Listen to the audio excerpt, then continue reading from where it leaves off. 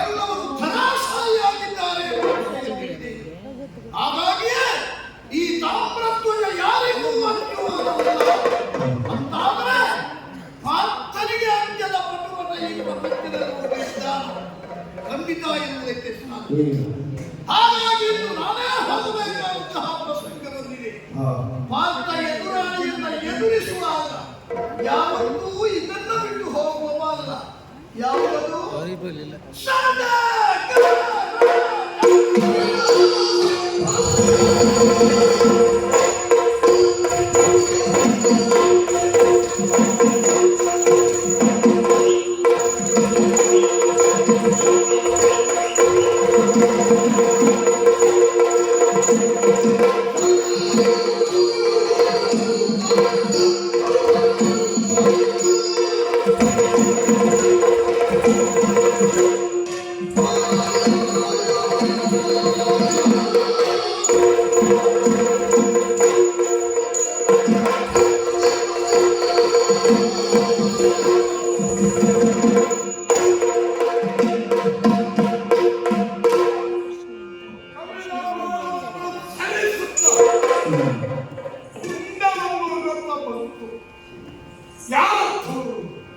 ಅಂತ ಯೋಚಿಸಿದಾಗ ರಥದ ಅಗ್ರಭಾಗ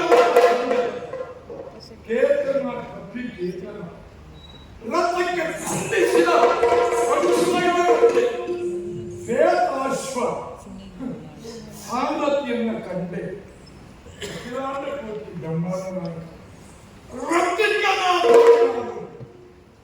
ಕಿರೀಟಿ ಧನಂಜಯ ಎದುರು ಪಡೆದಂತ ಮೂರು ಲೋಕದ ಕಂಡು ಕಂಡ ಧನಂಜಯ ಬಂದಲ್ಲ ಸಾಕು ನಿಮ್ಮ ಕಣ್ಣಲ್ಲ ಒಂದು ಮಾತು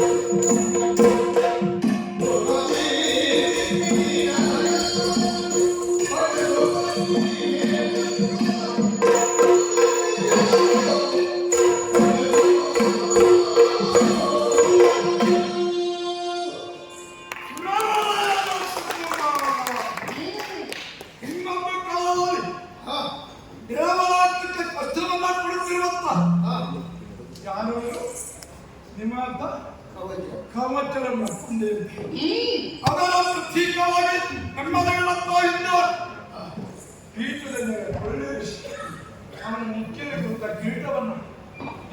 ತಲೆಗೇರಿಸಿದಂತೆ 10 ನಾಮಗಳಲ್ಲಿ ಕಿರೀಟಿ ಎನ್ನುವ ಬಿರುದು ಆವತ್ತು ಬಂದ ಅಂತಹ ಕಿರೀಟಿಯನ್ನ ಕೇಳ್ತಿದ್ದೇನೆ. ಹರಿಯ ಸಹಾಯ ಈವಾಗ ಬೇರೆ ಯಾವುದು ಸಾಧಿಸಿದ್ರು ಹರಿಯ ಸಹಾಯ ಅರ್ಜುನ ಒಂದು ಅತ್ಯಾವಶ್ಯ ವಿಮಾನವಾಗಿ ಕೈಗೊಂಡಿದ್ದೀರಿ ಕ್ಷಮತೆ ಕೆಲವಷ್ಟು ತಿಳ್ಕೊಂಡಿದ್ಯಾ ಅನ್ನುವುದನ್ನ ಬಿಟ್ರೆ ನೀನು ಹೇಳಿದ ಎಲ್ಲವನ್ನೂ ಒಪ್ಪಿಕೊಳ್ಳುವುದಕ್ಕಾಗುವುದಿಲ್ಲ. ಇದುವರೆಗೆ ನೀವು ಸಾಧಿಸಿದ್ದು ಹರಿಯ ಸಹಾಯದಿಂದ. ಹರಿಯ ಸಹಾಯ ಇಲ್ಲದೆ ಪಾರ್ಥ ಸಾಧಿಸಿದ್ದಿಲ್ಲ. ಮತ್ತೆ ಕೀರ್ತಿಗೆ ಕಾರಣ ಹರಿಯ ಅನುಗ್ರಹ ನಮಗೆ ಸದಾ ಇದೆ. ಇದ್ದರಿಂದಲೇ ಇವತ್ತು ಈ ರೀತಿಯ ಜಯವನ್ನು ಸಂಪಾದಿಸಿ ಲೋಕದಲ್ಲಿ ವಿಜಯಿ ನಡೆಯುವ ದಾರಿ ಧರ್ಮವತ್ತಾಗಿದ್ದರೆ ದೇವರ ಸಹಾಯ ಯಾವತ್ತೂ ಮನುಷ್ಯರಿಗಿದೆ. ಪ್ರಾರ್ಥನೆಗೆ ಪ್ರತಿಯೊಬ್ಬ ನೀವು ಅವನ ಸಹಾಯದಿಂದಲೇ ಉಳಿಯುತ್ತಿದ್ದವು. ಮತ್ತೆ ಅದನ್ನು ನೀವು ಎತ್ತಿ ಹೇಳಬೇಕಾ? ನಮ್ಮ ವಿಷಯವಾಗಿ ಹೇಳಬೇಕಾದ್ರೆ ಹಿರಿಯನ್ನ ನಾವು ನಂಬಿದ್ದೇವೆ. ಅದು ನಿನ್ನ ಹಾಗೆ ಹಿರಿಯ ಒಡನಾಟ ಇವರೆಗೂ ನಮಗೆ ಸೇರಿದೆ. ಅದು ನಿಮ್ಮಿಂದ ಹೆಚ್ಚಿಗೆ ನಮಗೆ ಪುಣ್ಯ. ಹೌದಪ್ಪ. ಹೊರಟು ರಾತ್ರಿ ಎಲ್ಲರೂ ಮುಟ್ಟಿಗೆ ಇದ್ದಾನೆ. ಹೌದು. ಕಡಿ ಕೆಲವರಿಗೆ ದೇವರು ಅಂತ ನಂಬಿದ್ರೆ ದೇವರ ಸಹಾಯ ಅತಿಯಾದರೆ ದೇವರು ಏನು ಅಲ್ಲ, ನಾವೇನಲ್ಲ, ದೇವರನ್ನೇ ಸಂಬಂಧಿಯಾಗಿ ಮಾಡಿಕೊಂಡವರು ಹಾಗಾಗಿ ನಮ್ಮ ಒಟ್ಟಿಗೆ ಇದ್ದ ಆ ಸಂಬಂಧದಲ್ಲಿ ಈಗ ಅವನೇನು ಅಲ್ಲ ಎಲ್ಲವೂ ನೀನು ಎನ್ನುವ ಅಹಂ ನಿಮ್ಮ ಆಧರಿಸಬಹುದು. ಖಂಡಿತ ಇಲ್ಲಿವರೆಗಿಲ್ಲ. ಇನ್ನು ನೀನು ಹೇಳಿದ್ದಕ್ಕಾಗಿ ಮಾಡಬೇಕು. ಹತ್ರ ಬರ್ಬೋದೇ ಆತ್ಮದ ಹೇಳುತ್ತೇನೆ ಅರ್ಥವ ತಾಮ್ರ ಫಲದಿಂದ ನಡೆ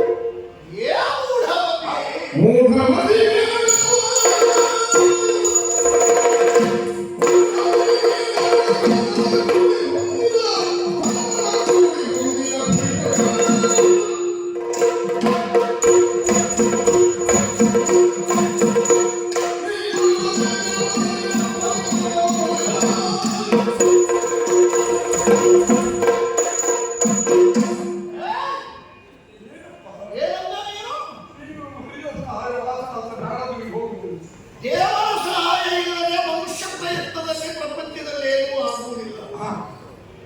ಷಷ್ಟಮಂ ಪುರುಷ ಪ್ರಯತ್ನ, ಸಪ್ತಮಂ ದೈವ ಚಿಂತನ. ಗೊತ್ತಾ ನಿನಗೆ? ಖಂಡಿತ.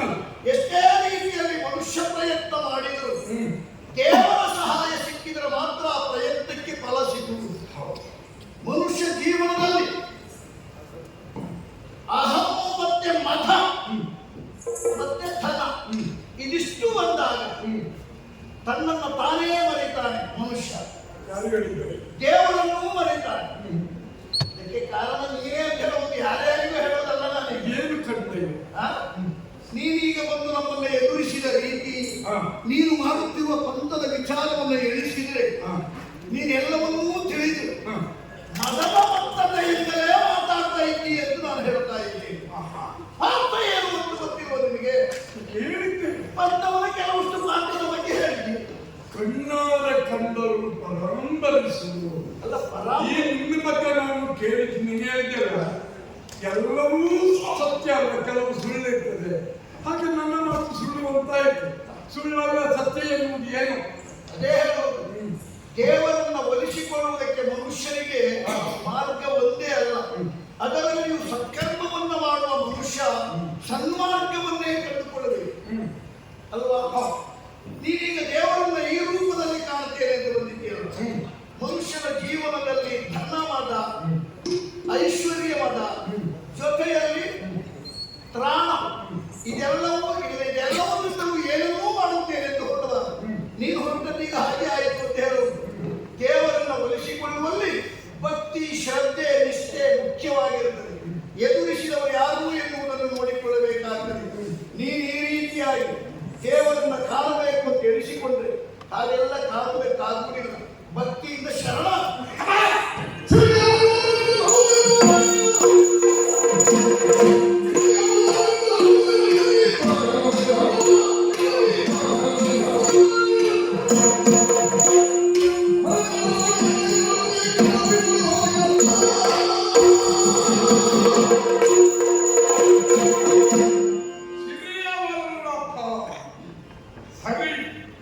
ಕೃಷ್ಣ ಗೋವಿಂದ ನಿನಗೆ ಭಾವ, ಹೌದು. ಅವನಿಗೆ ನಂಟ, ಎಲ್ಲವೂ ಅವನಿಂದ ಅಲ್ವಾ?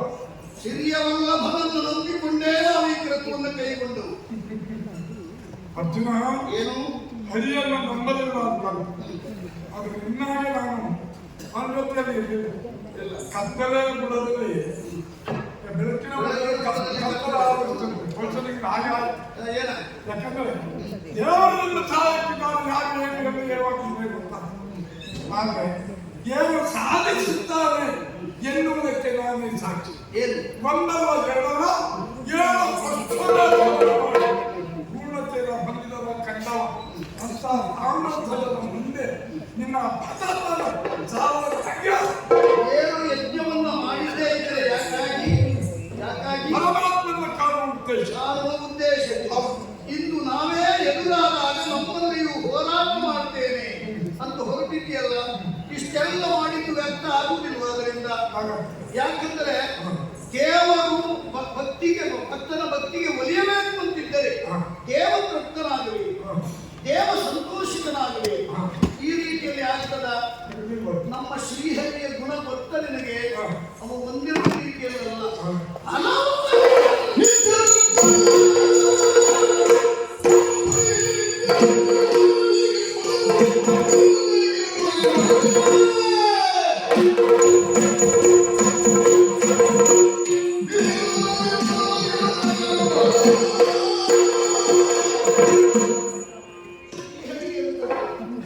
ಭಕ್ತರಿಗೆ ದೇವರು ಒಲಿಯಬೇಕು ಅಂತಾದ್ರೆ ಪರಿಶುದ್ಧವಾದ ಆಂತರಿಕ ಭಕ್ತಿ ಬೇಕು.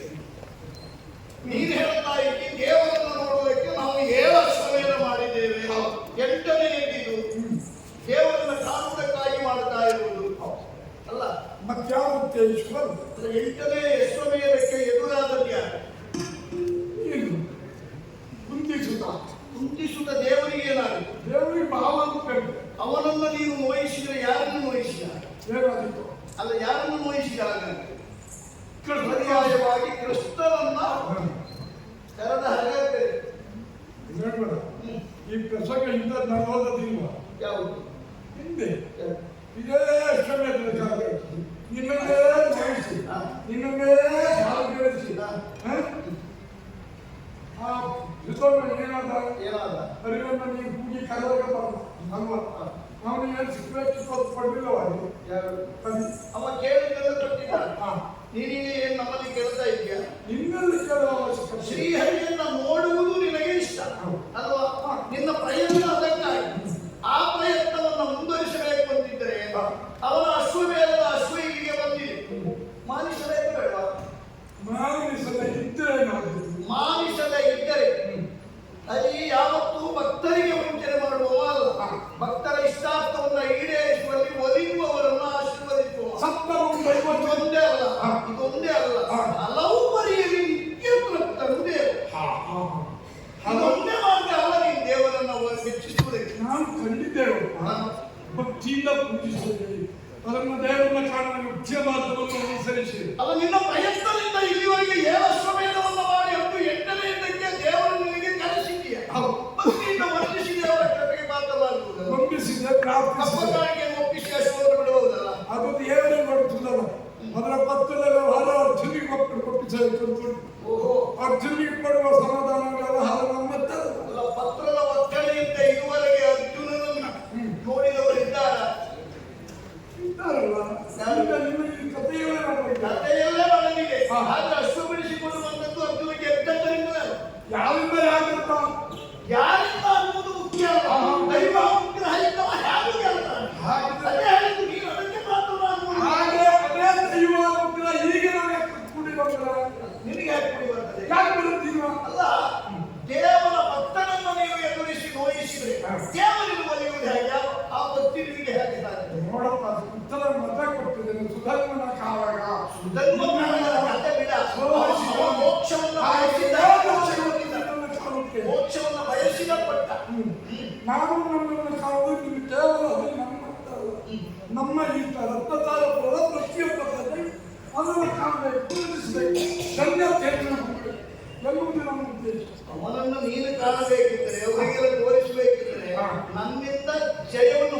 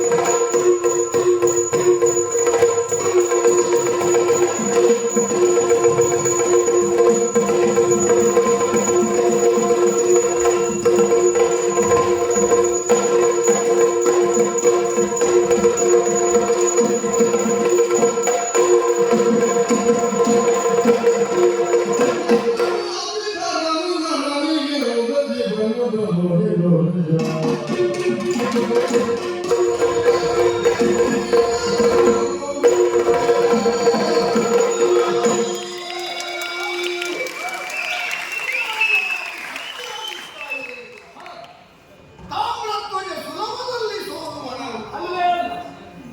ನಾನು ಅದನ್ನು ಕಂಡೆ. ಇದುವರೆಗೆ ಆದ ಪ್ರಸಂಗದ ಬಗ್ಗೆ ಎಣಿಸಿಕೊಂಡ್ರೆ ಇಲ್ಲಿ ಆದದ್ದು ಎಣಿಸಿದ್ದೇ ಆದರೆ ಮುಂದೆ ಏನಾಗ್ತದೋ ಎನ್ನುವ ಭಯ ನನಗೆ. ಅಂತೂ ಅವನ ಬರುವಿಗೆ ಸರಿಯಾದವರು ಯಾರೂ ಇಲ್ಲ. ಭಯ ಪಡಬೇಕಾದ ಅಗತ್ಯ ಇಲ್ಲ. ನೀನಿರುವಾಗ ನನಗೆ ಭಯ ಇಲ್ಲ. ಅತ್ತ ಬಿದ್ದ ಅಲ್ಲಿಗೆ ಹರಿ ಬಂದ. ಹುಟ್ಟಿದ ಸೂರ್ಯ ಹುಟ್ಟುತ್ತಾನೆ ಹಾಗೆ ಭಾವಿಸಿದ ಜಗತ್ತಂತ ತಲೆಯನ್ನು ಹೊರಗಾಕಿದ್ದಾರೆ.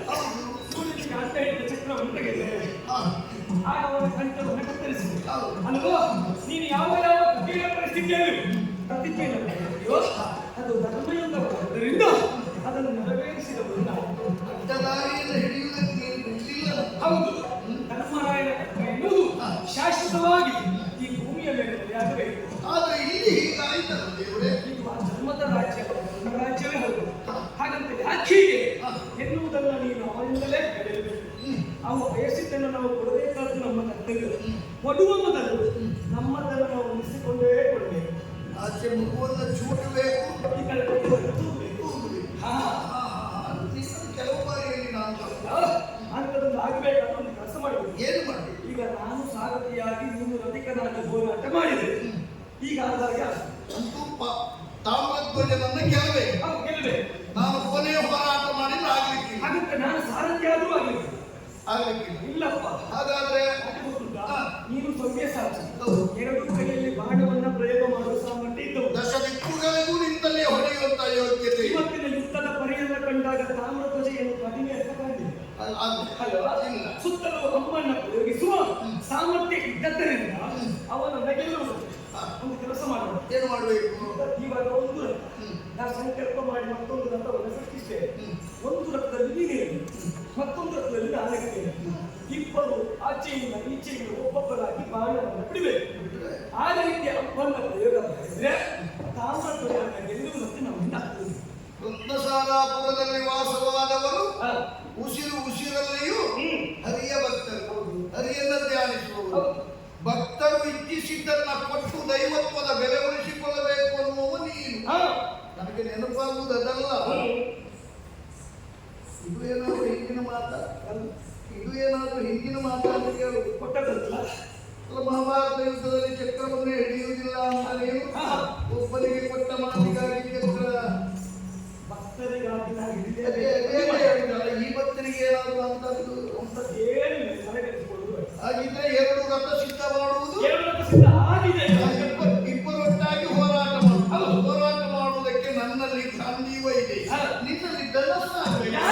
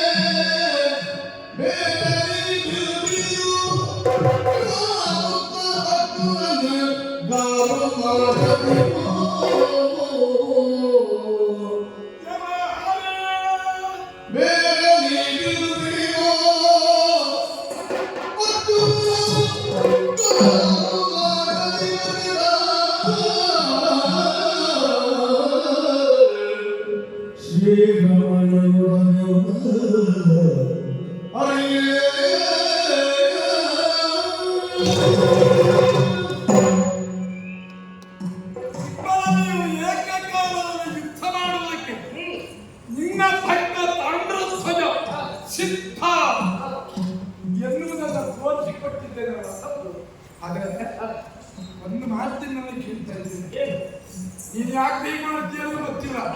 ನನಗೆ ಅನ್ನಿಸ್ತದೆ ಪ್ರಪಂಚದಲ್ಲಿ ನಮ್ಮದಿಂದ ಯಾರು ಅಲ್ಲ ಎನ್ನುವಂತ ಅಹಂಕಾರಿಗಳ ಕೆಲವರು ಇರ್ತಾರೆ. ಅಂತವರ ಅಹಂಕಾರವನ್ನು ನರ್ತನ ಮಾಡುವುದಕ್ಕಾಗಿ ನೀನು ಹಂಗ ಆಡ್ತೀವೋ ಮಾಡ್ತೀವೋ ನನಗೆ ಗೊತ್ತಿಲ್ಲ. ಅದು ಒಂದು ಸ್ಪಷ್ಟ ಯಾಕೆ ಬೇಕಿತ್ತಪ್ಪ ಇದು ನಿಮ್ಗೆ? ಯಾಕಂದ್ರೆ ನನ್ನ ರಕ್ತದಲ್ಲಿ ಸಾಲತ್ತಿ ನಾರಾಯಣನಿದ್ರೆ ಚಂದ, ಬೇರಪ್ಪ ರಕ್ತದಲ್ಲಿ ಇದ್ದರೆ ಆ ರಕ್ತಕ್ಕೂ ಚಿಕನು ವ್ಯಕ್ತಿತ್ವ ಕಳವಾಗ್ತದೆ, ಬಿದ್ದೋಗ್ತದೆ. ನೀನು ಈಚೆ ರಕ್ತದಲ್ಲಿ ನಿಂತು ಮಾತಾಗಿದ್ದರೆ ನನ್ನನ್ನ ಕಾಲು ಮಾಡ್ತಿ ಪ್ರಭು ಇವರೊಟ್ಟಿಗೆ ಬಂದೆ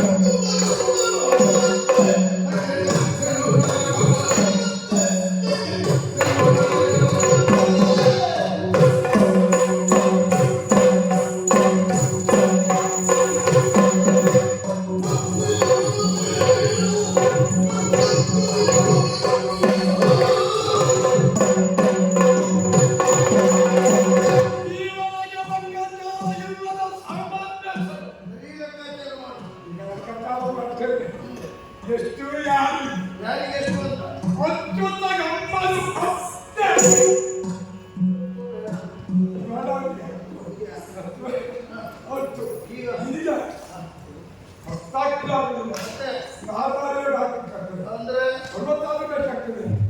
ನನಗೆ 60 60 ಆಗ್ತದ.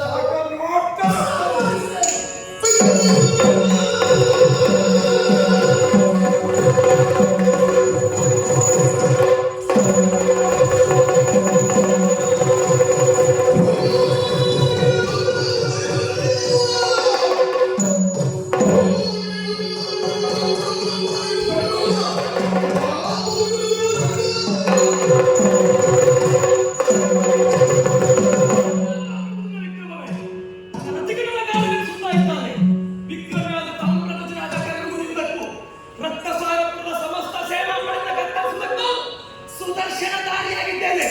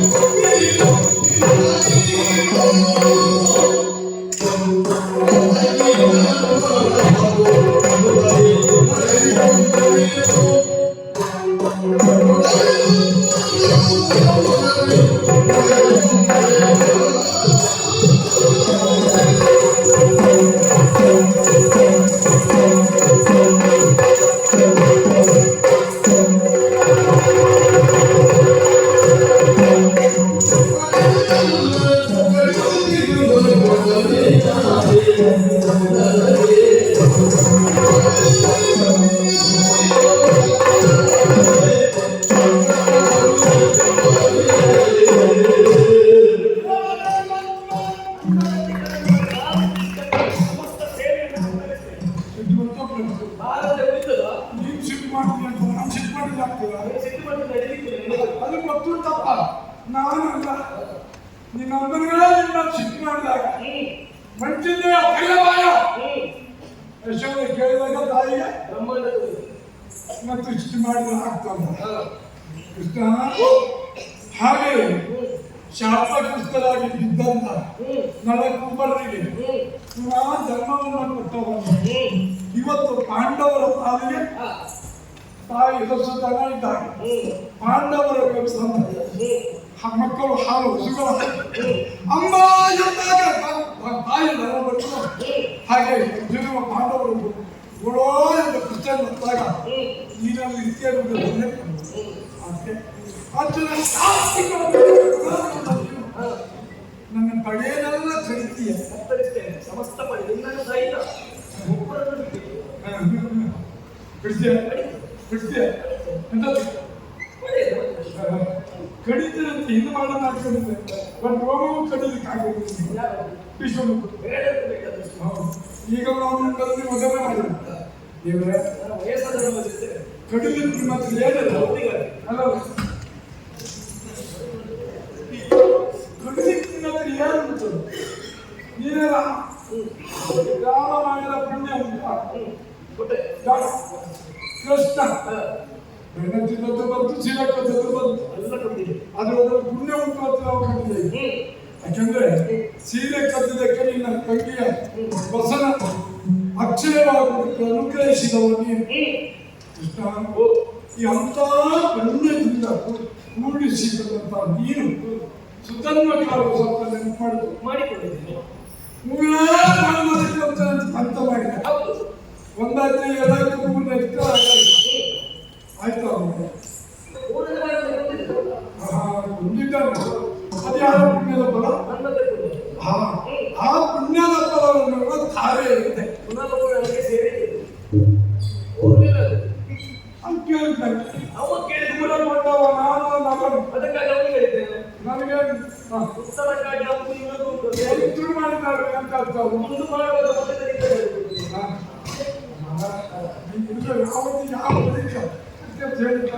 ನೀನು ಆರ್ಥಿಕಲ ವಿಶ್ವ ಮಾತಾಡೋದು ವಿಶ್ವಕ್ಕೆ ಯಾವ ರೀತಿಯಲ್ಲಿ ಏನು ಮಾಡ್ತೀನಿ ಗೊತ್ತಿಲ್ಲ ನಿನ್ನ ಭಕ್ತನಾಗಿ ಇವತ್ತು ಅರ್ಜುನ ಮಾತಾಡಲ್ಲ ಮಹಾಭಾರತದಲ್ಲಿ ಕೃಷ್ಣಾರ್ಜುನ ನಿಮ್ಮನ್ನ ಒಪ್ಪಂದಿಸಿ ಸುಮ್ಮನೆ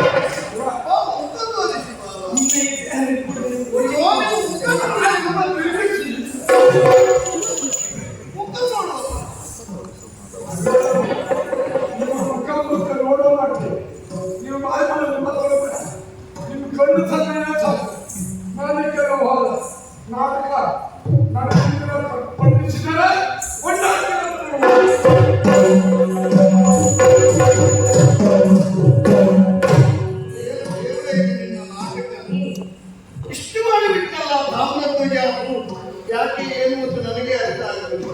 ಅವನ ಆಸೆಯೇ ಬೇರೆ, ಅವನ ಅಪ್ಪನ ಸಂಕಲ್ಪವೇ ಬೇರೆ ಆಗಿದೆ. ಆ ಸಂಕಲ್ಪ ಈಡೇರಿಸುವುದಕ್ಕಾಗಿ ನಾನು ಬಂಧನ ಆಗುವಂತದ್ದಿದ್ದೇನೆ ಅಂತ ಗಮನ. ಅದು ನನಗೆ ಗೊತ್ತಾಗಿದೆ. ನಿನ್ನಿಂದ ಆಗದೇ ಇದ್ದದ್ದು ಯಾವುದಾದ್ರು ಇಲ್ಲದಿದ್ದರೆ ನನ್ನನ್ನು ಬಂಧಿಸುವುದು ಯಾರಿದ್ದಾರೆ? ಎಲ್ಲ ನೀನು ಆಡಿಸುವ ನಾವು ಅದಕ್ಕೆ ಮುಗಿದಷ್ಟೇ. ಒಂದು ಕ್ಷಣದಲ್ಲಿ ಆಚೆ ಮಾಡಿಬಿಟ್ಟು ಅಲ್ವಾ ನಾನು ಹೇಳುವುದನ್ನು ಮಾಡಿಬಿಟ್ಟು ಆದ್ರೆ ತೊಂದರೆ ಅವ ಗೆಲುವನ್ನ ಮಾಡಿದ್ದೇನೆ ಅಂತ ಆತ್ಮವಿಶ್ವಾಸ ಗೆಲುವು ಯಾವ ರೀತಿ ನಮಗೆ ಗೊತ್ತಾಗಬೇಕು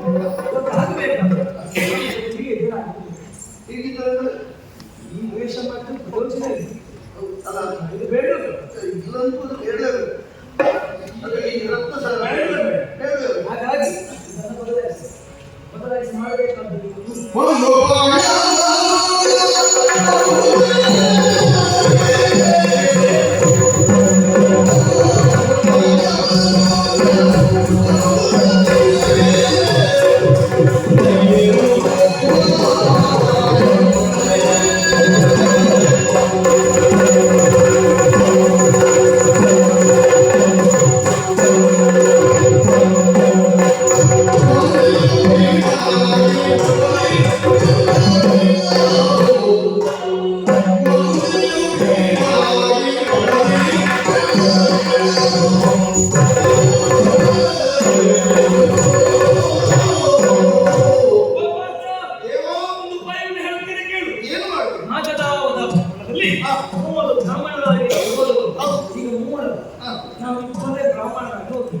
ಹೌದು ಹೌದು.